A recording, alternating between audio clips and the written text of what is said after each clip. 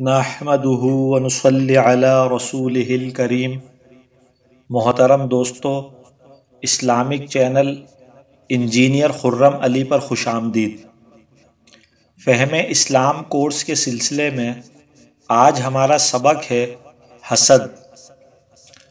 جس طرح اللہ تعالیٰ نے ہمارے ظاہری اعمال میں بعض چیزیں فرض اور واجب قرار دی ہیں اور بعض چیزیں گناہ قرار دی ہیں، اسی طریقے سے ہمارے باطنی اعمال میں بہت سے اعمال فرض ہیں اور بہت سے اعمال گناہ اور حرام ہیں۔ ان سے بچنا اور اجتناب کرنا بھی اتنا ہی ضروری ہے جتنا ظاہر کے کبیرہ گناہوں سے بچنا ضروری ہے۔ اس سلسلے میں ایک باطنی اور خطرناک بیماری کا ذکر کرنا مقصود ہے، اور وہ بیماری ہے حسد۔ حدیث شریف میں آیا ہے، حضرت ابو ہریرہ رضی اللہ عنہ روایت کرتے ہیں کہ نبی کریم صلی اللہ علیہ وسلم نے ارشاد فرمایا کہ حسد سے بچو، اس لیے کہ حسد انسان کی نیکیوں کو اس طرح کھا جاتا ہے جیسے آگ لکڑی کو یا سوکھی گھاس کو کھا جاتی ہے۔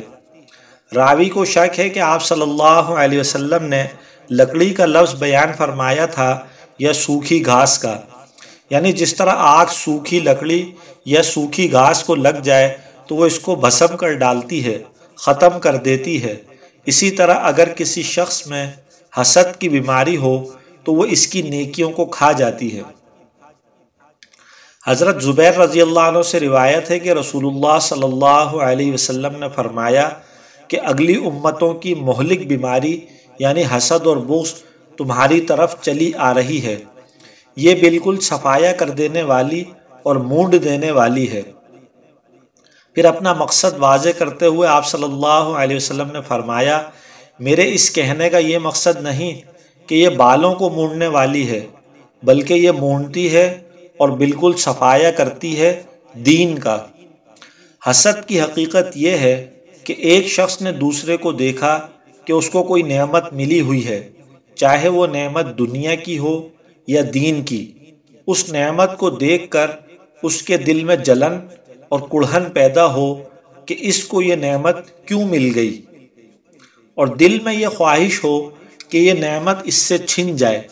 مثلا اللہ تعالیٰ نے کسی بندے کو مال و دولت دیا، یا کسی کو صحت کی دولت دی، یا کسی کو شہرت دی، یا عزت دی، یا کسی کو علم دیا، یا اس کو کوئی عہدہ مل گیا، اس کا کاروبار چمک گیا، اور اگر اس کے خلاف کوئی بات ہوتی ہے تو وہ اس سے خوش ہوتا ہے، اور اگر اس کی ترقی سامنے آتی ہے تو اس سے دل میں رنج اور افسوس ہوتا ہے کہ یہ کیوں آگے بڑھ گیا۔ اور اس کے برعکس اگر کسی کی کوئی نعمت دیکھ کر یہ تمنا پیدا ہو کہ اللہ پاک مجھے بھی ایسی نعمت عطا فرما دیں، تو اس کو غبطہ یعنی رشک کرنا کہتے ہیں۔ حسد کے معنی کو سامنے رکھ کر غور کریں تو یہی واضح ہوتا ہے کہ حسد کرنے والا در حقیقت اللہ پاک کی تقدیر پر اعتراض کر رہا ہے کہ اللہ نے یہ نعمت اس کو کیوں دی، مجھے کیوں نہیں دی۔ یہ تو اللہ کے فیصلے پر اعتراض کر رہا ہے، قادر مطلق پر اعتراض کر رہا ہے، اپنے محسن اور منعم پر اعتراض کر رہا ہے، اور ساتھ ساتھ یہ خواہش کر رہا ہے کہ یہ نعمت کسی طرح اس سے چھن جائے۔ اسی وجہ سے یہ بہت سنگین اور خطرناک ہے۔ چنانچہ حضرت زکریا علیہ السلام کا قول ہے کہ حق تعالیٰ یہ فرماتے ہیں کہ میرے بندے پر نعمت دیکھ کر حسد کرنے والا گویا میری اس تقسیم سے ناراض ہے۔ حاسد کو جاننا چاہیے کہ اس کا حسد اسی کو نقصان پہنچا رہا ہے، اس سے محسود کا یعنی جس پر حسد کر رہا ہے کچھ بھی نہیں بگڑتا، بلکہ اس کا تو اور نفع ہے کہ حاسد کی نیکیاں مفت میں اس کے ہاتھ آ رہی ہیں، برخلاف حاسد کے کہ اس کے دین کا بھی نقصان ہے اور دنیا کا بھی۔ دین کا نقصان تو یہ ہے کہ اس کے کیے ہوئے نیک اعمال ختم ہو جاتے ہیں، نیکیاں چلی جاتی ہیں، اور حق تعالیٰ کے غصے کا نشانہ بنتا ہے، کیونکہ اللہ کے وسیع خزانے کی بے شمار نعمتوں میں بخل کرتا ہے اور دوسرے پر انعام ہونا نہیں چاہتا۔ اور دنیا کا نقصان یہ ہے کہ حاسد ہمیشہ رنج و غم میں مبتلا رہتا ہے اور اسی فکر میں گھلتا رہتا ہے کہ کسی طرح فلاں شخص کو ذلت اور افلاس نصیب ہو۔ حسد کرنے سے محسود کا کوئی نقصان نہیں، اس کی نعمت میں کسی قسم کی بھی کوئی کمی نہیں آئی، بلکہ اور نفع ہوا کہ حاسد کی نیکیاں اس کے اعمال نامے میں درج ہو گئیں۔ بلکہ اس کا الٹا معاملہ یہ ہوا کہ حاسد چاہتا تو یہ تھا کہ محسود دنیا میں تنگ نظر آئے، مگر وہ خود ہی اس میں پھنس گیا۔ حسد کے 3 درجات۔ پہلا درجہ یہ ہے کہ دل میں یہ خواہش ہو کہ مجھے بھی ایسی نعمت مل جائے۔ اب اگر اس کے پاس رہتے ہوئے مل جائے تو بہت اچھا، ورنہ اس سے چھن جائے اور مجھے مل جائے۔ حسد کا دوسرا درجہ کہ جو نعمت دوسرے کو ملی ہوئی ہے وہ نعمت اس سے چھن جائے اور دوسرے قدم پر یہ خواہش ہے کہ مجھے وہ نعمت مل جائے۔ حسد کا تیسرا درجہ کہ دل میں یہ خواہش ہو کہ یہ نعمت اس سے کسی طرح چھن جائے اور اس نعمت کی وجہ سے اس کو جو امتیاز اور جو مقام حاصل ہوا ہے اس سے وہ محروم ہو جائے، چاہے وہ نعمت مجھے ملے یا نہ ملے۔ یہ حسد کا سب سے رذیل ترین، ذلیل ترین، خبیث ترین درجہ ہے۔ اللہ پاک ہم سب کو محفوظ فرمائے۔ سب سے پہلے حسد کرنے والا ابلیس ہے۔ جب اللہ نے حضرت آدم علیہ السلام کو پیدا کیا تو اللہ تعالیٰ نے یہ اعلان فرمایا کہ میں اس کو زمین میں خلافت عطا کروں گا، اپنا خلیفہ بناؤں گا، اور پھر حضرت آدم علیہ السلام کو یہ مقام عطا فرمایا کہ فرشتوں کو حکم دیا کہ آدم کو سجدہ کرو۔ بس یہ حکم سن کر ابلیس جل گیا کہ ان کو یہ مقام مل گیا اور مجھے نہ ملا، اور اس کے نتیجے میں سجدہ کرنے سے انکار کر دیا۔ لہٰذا سب سے پہلے حسد کرنے والا بھی شیطان ہے۔ قرآن و حدیث میں کئی مقامات پر حسد کی ندامت آئی ہے۔ قرآن کریم میں ارشاد ہے،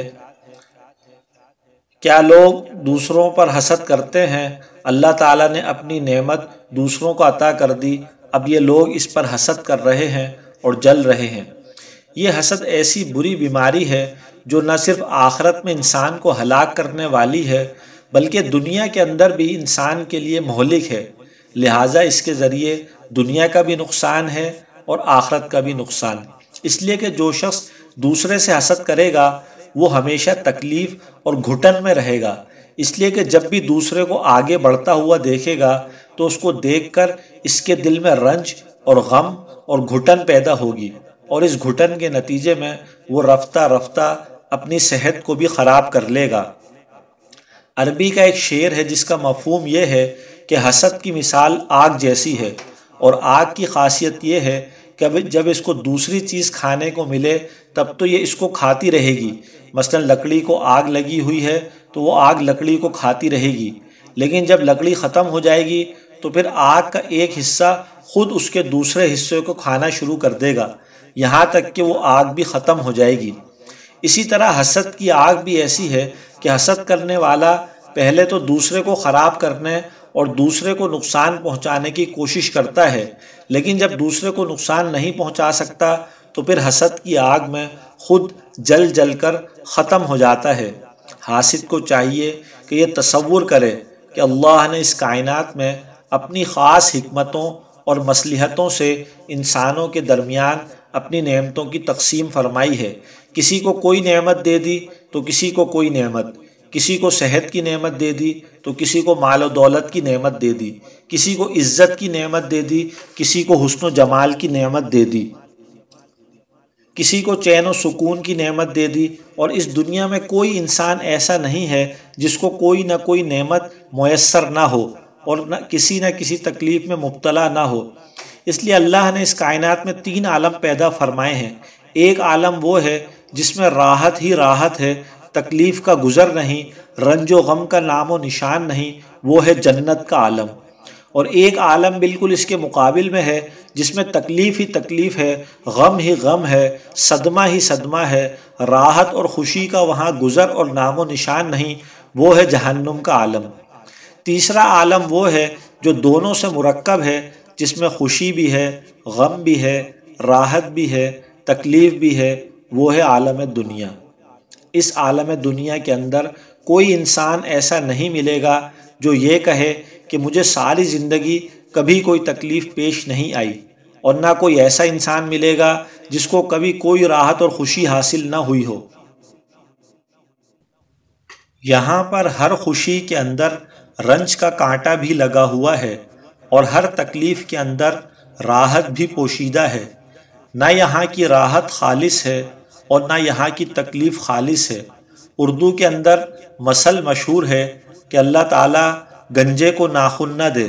یہ بڑی حکیمانہ مثل ہے، جس کا مطلب یہ ہے کہ تمہیں جو مال و دولت کی نعمت حاصل نہیں ہے، اگر تم کو مل جاتی تو نہ جانے تم اس کی وجہ سے کیا فساد برپا کرتے اور کس عذاب میں مبتلا ہو جاتے اور اس کی کیسی ناقدری کرتے اور تمہارا کیا حشر بنتا۔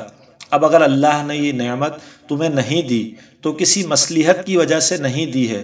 اسی وجہ سے قرآن کریم میں اللہ تعالیٰ نے فرمایا، اور تم کسی ایسے امر کی تمنا مت کیا کرو جس میں اللہ نے بعضوں کو بعضوں پر فوقیت بخشی ہے۔ کیوں؟ اس لیے کہ تمہیں کیا معلوم کہ اگر تم کو وہ نعمت حاصل ہو گئی تو تم کیا فساد برپا کرو گے۔ واقعات میں آتا ہے کہ ایک آدمی تمنا کرتا رہا کہ فلاں نعمت مجھے مل جائے، مگر جب وہ نعمت مل گئی تو بجائے مفید ہونے کے اس کے لیے مضر ثابت ہوئی۔ اس لیے سب سے پہلے یہ سوچنا چاہیے کہ اگر دوسرے شخص کو نعمت مل جانے پر دل جل رہا ہے تو یہ در حقیقت اللہ کی تقدیر پر اعتراض ہے اور اس کی مصلحت سے بے خبری کا نتیجہ ہے، اور ہو سکتا ہے کہ تمہیں اس سے بھی بڑی کوئی نعمت میسر ہو جو اس کو حاصل نہیں۔ حضرت شیخ عبد القادر جیلانی رحمۃ اللہ علیہ فرماتے ہیں، اے مومن، تو کسی مسلمان بھائی کی نعمت کو دیکھ کر اس پر کیوں حسد کرتا ہے، کیوں جلتا ہے؟ اس کو جو نعمت ملی ہے اللہ کی جانب سے ملی ہے، اور تم کو جو نہیں ملی یہ بھی من جانب اللہ نہیں ملی۔ اب تم اس پر حسد کرتے ہو، اس کی دو وجہیں ہو سکتی ہیں۔ ایک تو یہ کہ تم کہتے ہو کہ یہ شخص اس نعمت کا اہل نہیں تھا، چنانچہ اس کو نہیں ملنی چاہیے تھی، یا اللہ کو تقسیم نہیں کرنا آتا، نعوذ باللہ، تبھی تو تم اعتراض کرتے ہو کہ اللہ نے یہ نعمت اس شخص کو کیوں دے دی۔ حاسد اپنی آگ میں خود ہی جلتا ہے، جس پر حسد کر رہا ہے اس کی نعمت زائل نہیں ہوگی بلکہ یہ خود ہی جلتا رہے گا، دنیا میں بھی جلے گا اور آخرت میں بھی جلے گا۔ یہاں حسد کی آگ میں جلتا ہے، وہاں جا کر جہنم کی آگ میں جلے گا۔ حسد کی بیماری بہت سی برائیوں کا منبع ہے۔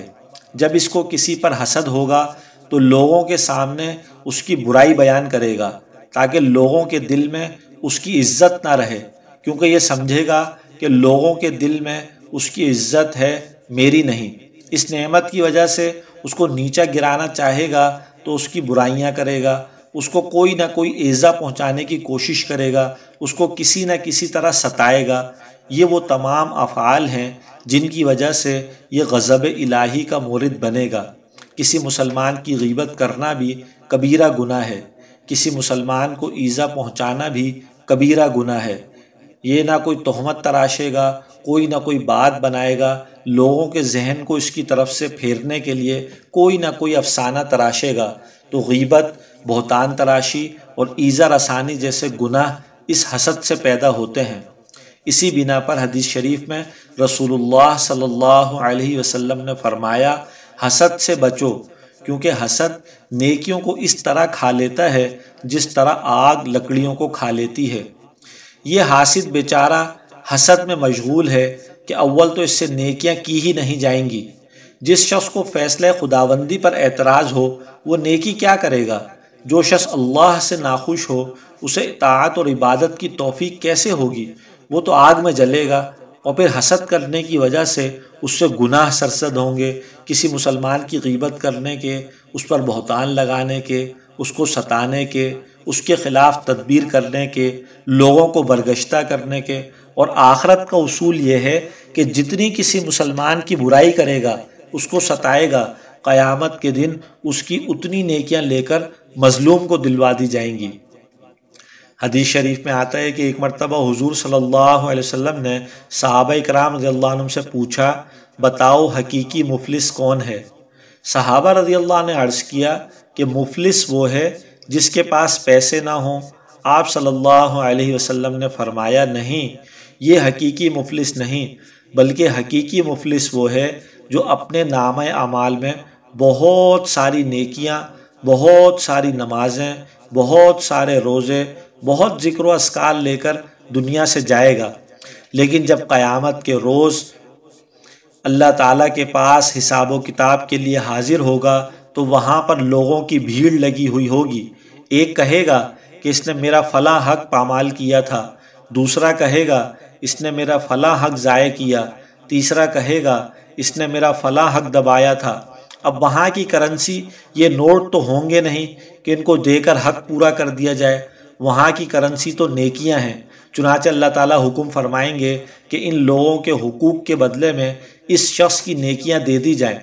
اب ایک شخص اس کی نمازیں لے کر چلا جائے گا، اس طرح اس کی تمام نیکیاں ختم ہو جائیں گی، لوگوں کے حقوق پورے نہیں ہوں گے۔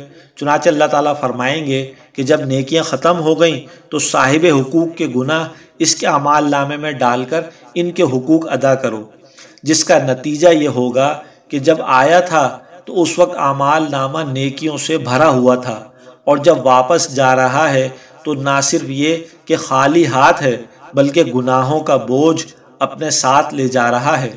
حقیقت میں مفلس یہ ہے۔ بہرحال حسد کی وجہ سے اس طرح نیکیاں برباد ہو جاتی ہیں۔ اگر اللہ اپنے فضل سے کسی شخص کو آئینے کی طرح کا ایک دل عطا فرما دے جس میں نہ حسد ہو، نہ بغض ہو، نہ غیبت ہو، نہ کینہ ہو، تو اس صورت میں اگرچہ اس کے نامہ اعمال میں بہت زیادہ نوافل اور بہت زیادہ ذکر و اذکار اور تلاوت نہ بھی ہو، لیکن اس کا دل آئینہ ہو تو اللہ اس شخص کا درجہ اتنا بلند فرماتے ہیں جس کی کوئی انتہا نہیں۔ حاسد اپنے خیال میں لوگوں سے دشمنی کر رہا ہے، لیکن اتنا احمق ہے، نادان ہے کہ اپنی کمائی بھی انہی دشمنوں کو دے رہا ہے، کماتا ہے اور کمائی کر کے ان کے بینک میں جمع کروا رہا ہے۔ بڑا ہی احمق ہے وہ شخص جو نیکیاں کرے اور نیکیاں کر کے پھر اپنے دشمنوں کو جن سے وہ حسد رکھتا ہے ان کے کھاتے میں جمع کرا دے۔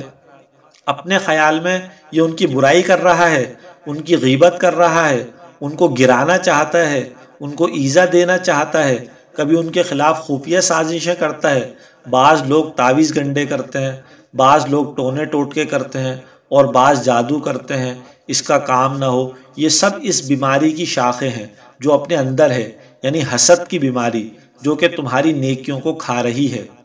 حضرت عبداللہ بن مبارک رحمۃ اللہ علیہ فرماتے ہیں کہ میں ایک عرصہ دراز تک مالداروں کے محلے میں رہا اور ان کے ساتھ اٹھتا بیٹھتا رہا، تو اس زمانے میں مجھ سے زیادہ رنجیدہ اور غم زدہ کوئی نہیں تھا، اس لیے کہ جس کو بھی دیکھتا تو یہ نظر آتا کہ اس کا کپڑا میرے کپڑے سے عمدہ ہے، اس کی سواری میری سواری سے اعلیٰ ہے، اس کا مکان میرے مکان سے عمدہ ہے۔ اس کا نتیجہ یہ نکلا کہ میں ہر وقت اس غم میں مبتلا رہتا تھا کہ اس کو تو یہ نعمتیں حاصل ہیں، مجھے حاصل نہیں، اس لیے مجھ سے زیادہ غمزدہ انسان کوئی نہیں تھا۔ لیکن اس کے بعد میں نے اپنی رہائش ایسے لوگوں کے محلے میں اختیار کر لی جو دنیاوی اعتبار سے فقراء اور کم حیثیت کے لوگ تھے۔ ان کے ساتھ اٹھنا بیٹھنا شروع کیا تو اس کے نتیجے میں آرام میں آ گیا، اس لیے کہ یہاں معاملہ بالکل برعکس تھا کہ جس کو بھی دیکھتا تو یہ نظر آتا کہ میرا لباس اس کے لباس سے عمدہ ہے، میری سواری اس کی سواری سے اعلیٰ ہے، میرا مکان اس کے مکان سے عمدہ ہے۔ چنانچہ اس کے نتیجے میں اللہ نے مجھے قلبی راحت عطا فرمائی۔ حسد کرنے والے کو یہ سوچنا چاہیے کہ میری خواہش تو یہ ہے کہ جس شخص سے میں حسد کر رہا ہوں اس سے وہ نعمت چھن جائے، لیکن معاملہ ہمیشہ اس خواہش کے برعکس ہی ہوتا ہے۔ چنانچہ جس سے حسد کیا ہے اس شخص کا تو فائدہ ہی فائدہ ہے، دنیا میں بھی اور آخرت میں بھی، اور حسد کرنے والے کا نقصان ہی نقصان ہے۔ دنیا میں اس کا فائدہ یہ ہے کہ جب تم دنیا میں اس کو اپنا دشمن بنا لیا تو اصول یہ ہے کہ دشمن کی خواہش یہ ہوتی ہے کہ میرا دشمن ہمیشہ رنج و غم میں مبتلا رہے، لہذا جب تک تم حسد کرو گے تم رنج و غم میں مبتلا رہو گے، اور وہ اس بات سے خوش ہوتا رہے گا کہ تم رنج و غم میں مبتلا ہو۔ یہ تو اس کا دنیاوی فائدہ ہے، اور آخرت کا فائدہ یہ ہے کہ تم اس سے جتنا حسد کرو گے اتنا ہی اس کے نامہ اعمال کے اندر نیکیوں میں اضافہ ہوگا، اور وہ چونکہ مظلوم ہے اس لیے آخرت میں اس کے درجے بلند ہوں گے۔ اور حسد انسان کو غیبت پر، عیب جوئی پر، چغل خوری اور بے شمار گناہوں پر آمادہ کرتا ہے، اور اس کا نتیجہ یہ ہے کہ خود حسد کرنے والے کی نیکیاں اس کے نامہ اعمال میں منتقل ہو جاتی ہیں۔ اس لیے کہ جب تم اس کی غیبت کرو گے اور اس کے لیے بدعا کرو گے تو تمہاری نیکیاں اس کے نامہ اعمال میں چلی جائیں گی، جس کا مطلب یہ ہے کہ تم جتنا حسد کر رہے ہو اپنی نیکیوں کے پیکٹ تیار کر کے اس کے پاس بھیج رہے ہو۔ اس سے اس کا تو فائدہ ہو رہا ہے لیکن تمہارا نقصان۔ اب اگر ساری عمر حسد کرنے والا حسد کرے گا تو وہ اپنی ساری نیکیاں گنوا دے گا اور اس کے نامہ اعمال میں ڈال دے گا۔